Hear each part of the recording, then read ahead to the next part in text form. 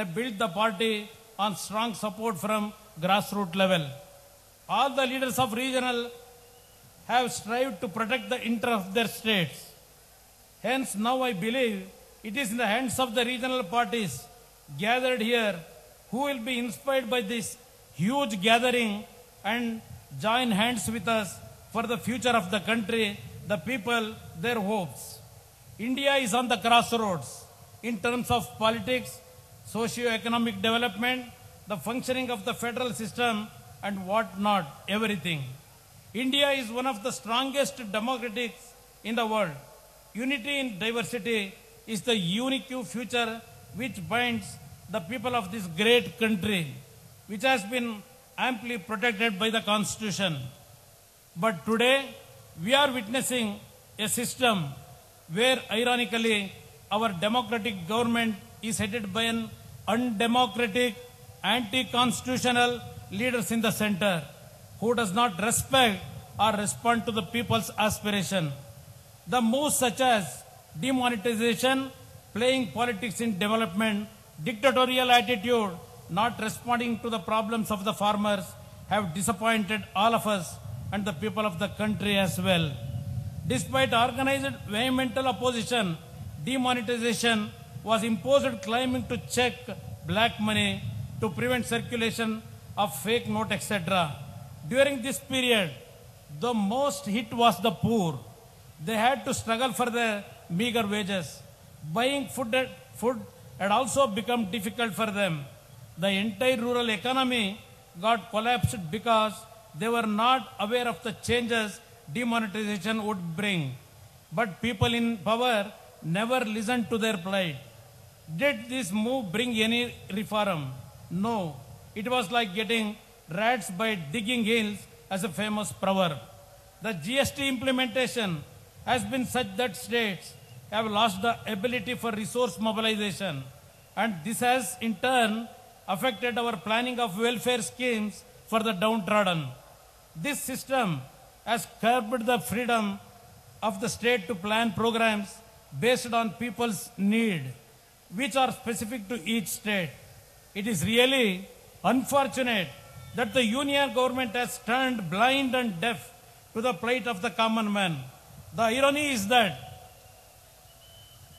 though the states understand their problems, their hands are tied. They were made to be mute spectators. This is not a healthy sign in the largest democracy like ours. The whole federal system, which was woven strong between the states and the center, is slowly being torn out with such unplanned moves. If you take my own experience, I had announced in the budget about the crop loan waiver, which we were implementing it successfully now. I held a meeting with commercial banks, which consists of mostly nationalized banks that come under the government of India. In the beginning, banks agreed to extend one-time settlement scheme for farmers' crop loans as they do for sick industries and business houses, but later they backed out. This is the clear indication of the BJP government plot to make this scheme a failure. But who is the sufferer here? Poor farmer, who is struggling to make his living out of agriculture. Then Honorable Prime Minister describes loan waiver scheme a cruel joke on farmers without knowing the facts. We have implemented the scheme with such transparency that the whole process is online and anyone can check about the facts. Honorable Prime Minister repeatedly criticized and saying that government of Karnataka issuing notices to farmers instead of waiving loans. But the fact is, government of Karnataka is waiving off the farmers' loans, whereas the nationalized banks are issuing notices to farmers. Honorable Prime Minister is aware of this, but wants to mislead the people. This union government favors big industrialists, businessmen in terms of incentives, tax rebates, subsidies, and many other facilities. But the farmers are treated differently. The farmers, Annadata, are left in the cold. One more annoying development during last 5 years is democracy being reduced merely to a number game. On one hand, BJP makes a resolution to fight against corruption in its national executive, and on the same day, the same BJP encourages horse trading in Karnataka. This shows the double standard of the BJP. The most ridiculous part, and which has become a national issue today, is that the BJP leaders offering huge amount of cash for MLAs of Congress and JDS to resign and join them. Legislatures are being treated like commodities. Perhaps this is the worst phase where the honor and pride of legislatures is at stake. They are making mockery of democracy in Karnataka. This needs a serious look into the happenings of these unlawful activities of BJP. I would like to remind the case of my own father in the year 1997 and Sri Vajpayee ji of their own party. Both of them never compromised their integrity. They held their head high and resigned instead of being in power by hook or crook. Now the time has come to make them understand that people are not blind or foolish. The beauty of democracy is that whatever we do when in power, we are answerable to the people of the country, and they will give their verdict through votes. In this background, this rally of all like-minded secular parties is very significant.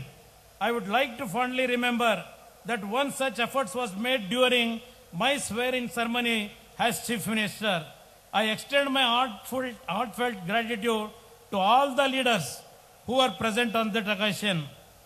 And in this rally, I strongly believe that we are stepping towards building a formidable coalition setup to guard the democratic values of this great country, which were being advocated by none other than the father of the nation, Mahatma Gandhi, whose 150th year and Jayanti celebrations are being held.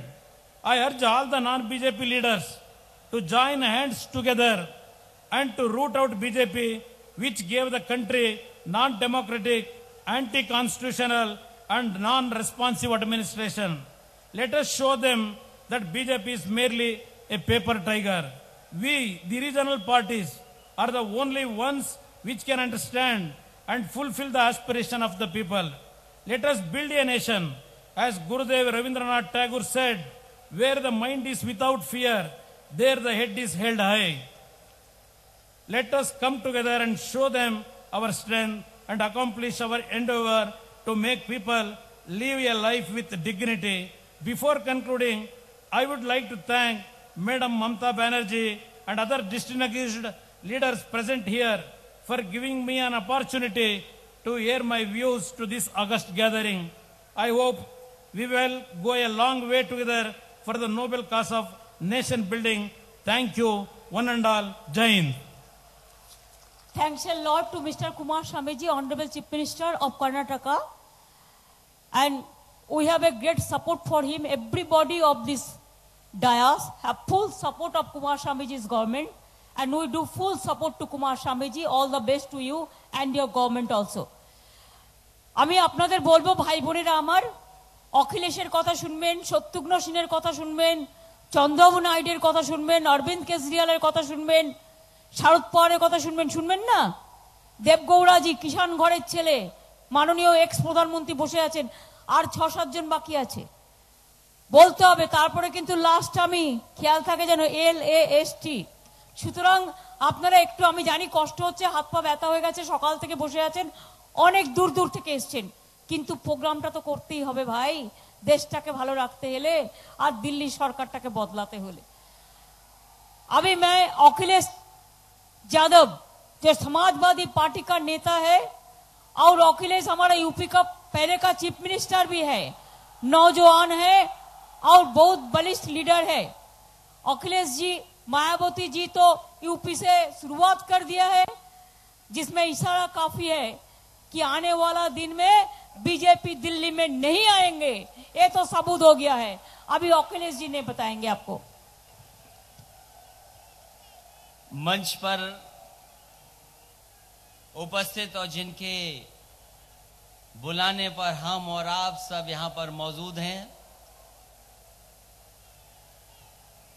Bengal की सबसे बड़ी नेता, यहां की मुख्यमंत्री आदरणीय ममता जी, मंच पर उपस्थित सभी दलों के हमारे सभी वरिष्ठ नेता, यहां पर उपस्थित बड़ी संख्या में आदरणीय बुजुर्ग, माताएं, बहनें, नौजवान साथी, पत्रकार साथियों, मैं सबसे पहले आदरणीय ममता दीदी जी को धन्यवाद और बधाई दूंगा कि इस ऐतिहासिक कार्यक्रम को करने का फैसला किया। मैं देख रहा हूं यहां से लेकर के आखिरी जगह तक, जहां तक नजर जा रही है, लोगों के सर ही सर दिखाई दे रहे हैं, कुछ और दूसरी चीज नजर नहीं आ रही है।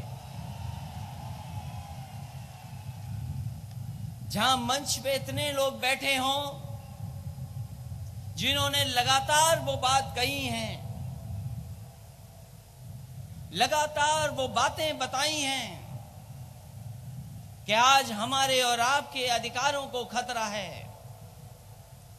मैं बंगाल की धरती को नमन करता हूं। वैसे तो बंगाल मुझे आने का कई बार मौका मिला है, लेकिन आज जो मौका मिला है उसका उद्देश्य ही दूसरा है। और मैं ये कह सकता हूं, जो बात बंगाल से चलेगी वो देश में दिखाई देगी।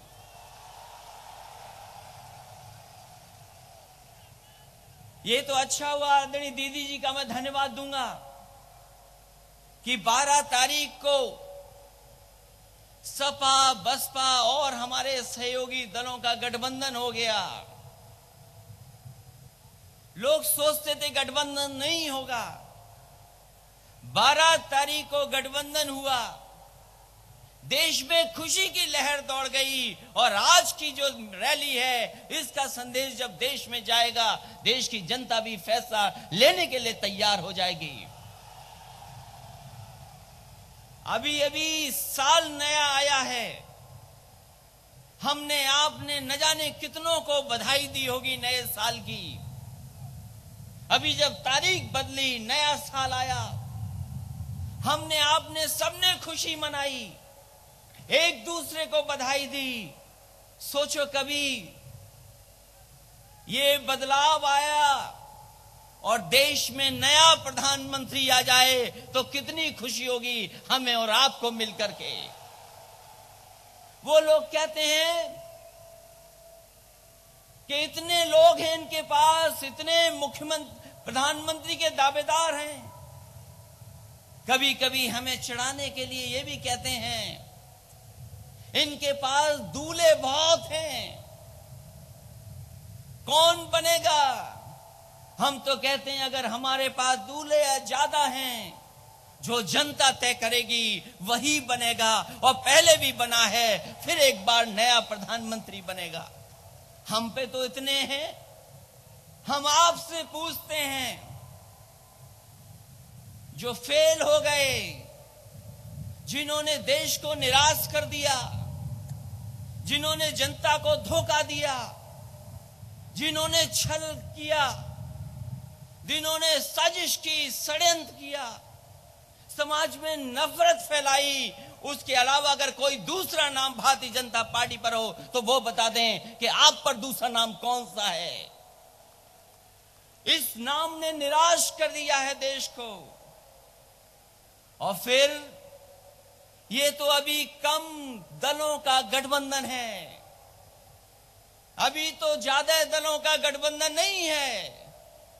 हमने तो आपसे सीखा है, आपने गठबंधन करके सरकार बनाई, तो हम लोगों ने भी ये देश की खूबसूरती को एक मंच पे ला करके एक खूबसूरत गुलदस्ता बनाने का काम किया है।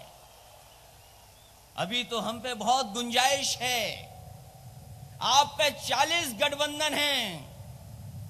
40 गठबंधन के साथ साथ जैसे जैसे चुनाव करीब आ रहा है, आप और लोगों से भी गठबंधन कर रहे हो, सीबीआई से, ईडी से, लेकिन हम सबने मिलकर के जनता से गठबंधन कर लिया है। और लोकतंत्र में जो जनता तय करती है वही फैसला होता है। इसलिए मैं आप सबसे आज के दिन, ऐतिहासिक दिन, आपसे अपील करने आया हूं कि उत्तर प्रदेश और पूरे देश ने मन बनाया है। अभी हमसे पहले तमिलनाडु के नेता बोल रहे थे, सोचो तमिलनाडु में खाता नहीं खुलेगा बीजेपी का, और सपा बसपा आरएलडी और हमारे सहयोगी दल मिल गए। उस दिन से भाजपा में बैठक हो रही है, बैठक के बाद बैठक हो रही, और वो सोच रहे कि आखिरकार उत्तर प्रदेश में एक सीट कैसे जीती जाए। अभी बंगाल, बिहार, झारखंड, अगर तमिलनाडु जीरो कर सकता है बीजेपी को, तो हमारी आपकी जिम्मेदारी भी है भारतीय जनता पार्टी का खाता नहीं खुले। और फिर हर बात पे निराश किया। जो बोलते थे कि सबका साथ सबका विकास होगा, उन्होंने समाज में जहर घोलने का काम किया। मैं अपने नौजवानों से कहना चाहता हूं, हम लोगों ने बहुत काम किया, लेकिन बीजेपी के लोग काम पर वोट नहीं मांगते। वो न जाने क्या साजिश करेंगे, षड्यंत्र करेंगे, आपके साथी को तोड़ लेंगे और उससे जाकर के संदेश देने का काम करेंगे। इसलिए मेरी अपील है आपसे कि इनकी साजिश में न फंस कर करके देश को बचाने का काम करना और अपनी पार्टी को मजबूत कर करके एक एक सांसद जिता करके भेजने का काम करना। मैं एक बार फिर आदरणीय ममता जी को बधाई दूंगा, तमाम नेताओं को बधाई दूंगा कि देश को बचाने के लिए, लोकतंत्र को बचाने के लिए और जो संवैधानिक संस्थाएं उनको बचाने के लिए जो काम किया है, उसके लिए मैं बधाई देता हूं। और इस ऐतिहासिक कार्यक्रम जिसमें लाखों लाख लोग दिखाई दे रहे हैं, शायद आखिरी वाले को हम दिखाई भी नहीं दे रहे होंगे, लेकिन उसके बावजूद भी उसका जोश और उत्साह कम नहीं हो रहा है और इस कार्यक्रम को सफल बनाने का काम किया। मैं बधाई देता हूं, मैं धन्यवाद देता हूं। मैं तो भाई का तारा अखिलेश को कहेंगे कि आप लोग यूपी से जीरो बना दो बीजेपी को, बंगाल से हम लोग जीरो कर देंगे। हम ये आश्वासन दे सकती हूँ। अभी मैं अरविंद केजरीवाल जी, हमारा दिल्ली का चीफ मिनिस्टर, हमारा दोस्त है, आपका लीडर है, अरविंद जी को बोलने के लिए रिक्वेस्ट करने चाहूंगी।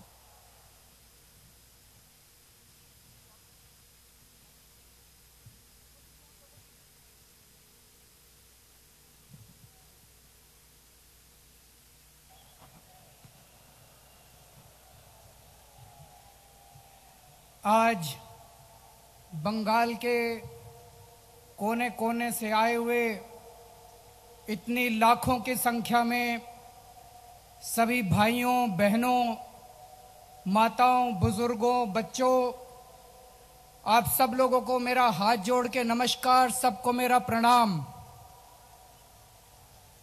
पूरे देश के कोने कोने से आए हुए कई पार्टियों के नेतागण जो स्टेज पे बैठे हुए हैं, उन सब लोगों को भी मेरा हाथ जोड़ के नमस्कार, सबको मेरा प्रणाम।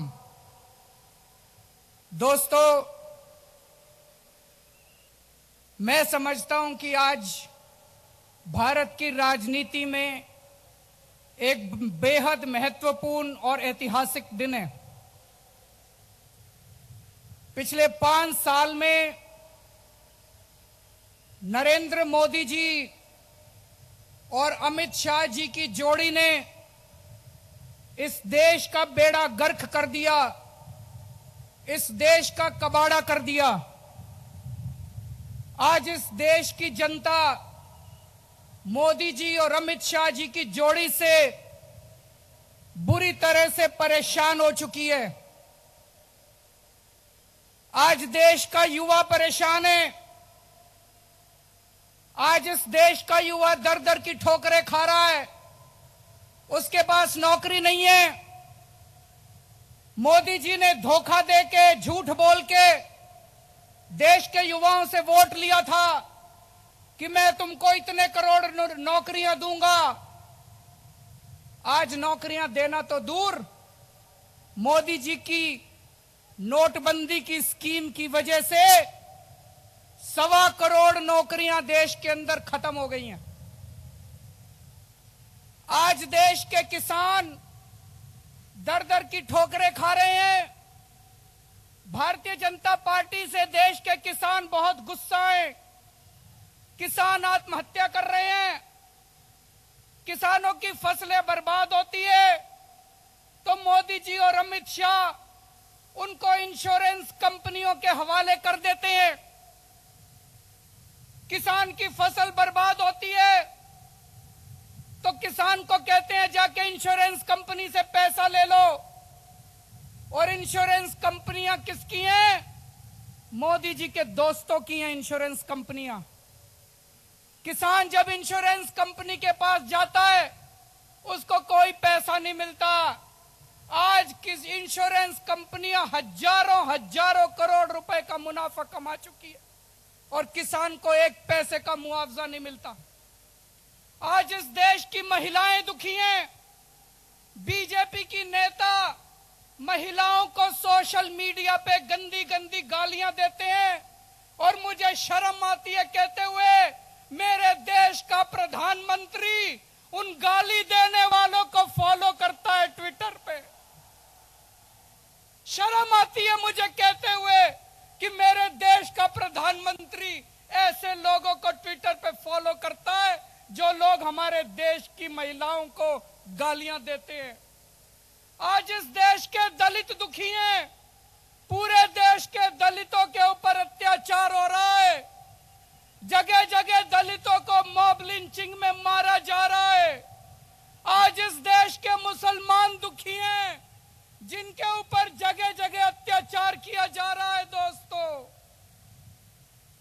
पिछले 70 साल से जब से देश आजाद हुआ है, इस देश को कमजोर करने के लिए ढेर सारी ताकतों ने पूरी कोशिश की।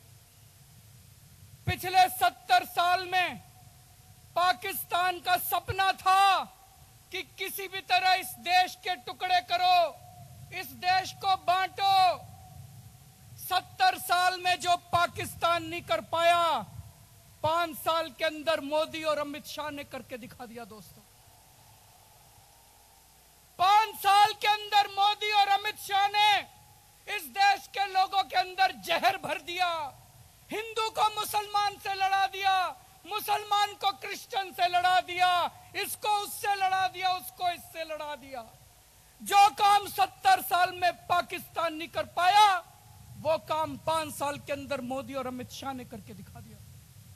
दोस्तों, इनकी जोड़ी इस देश को बर्बाद कर देगी। मैं जितना सोचता हूं उतना मेरा शरीर कांप उठता है। अगर ये दोनों दोबारा 2019 में आ गए, अगर मोदी और अमित शाह दोबारा 2019 में आ गए, दोस्तों ये देश नहीं बचेगा। ये इस देश को बर्बाद कर देंगे, ये इस देश के टुकड़े टुकड़े कर देंगे। आज लाखों लाखों की संख्या में आप लोग जो आए हैं, दूर दूर तक हजारों लाखों लोग दिखाई दे रहे हैं। वो एक ही सपना लेके आए हैं, किसी भी हालत में हमें मोदी और अमित शाह की जोड़ी को दिल्ली से उखाड़ के फेंकना है। दोस्तों,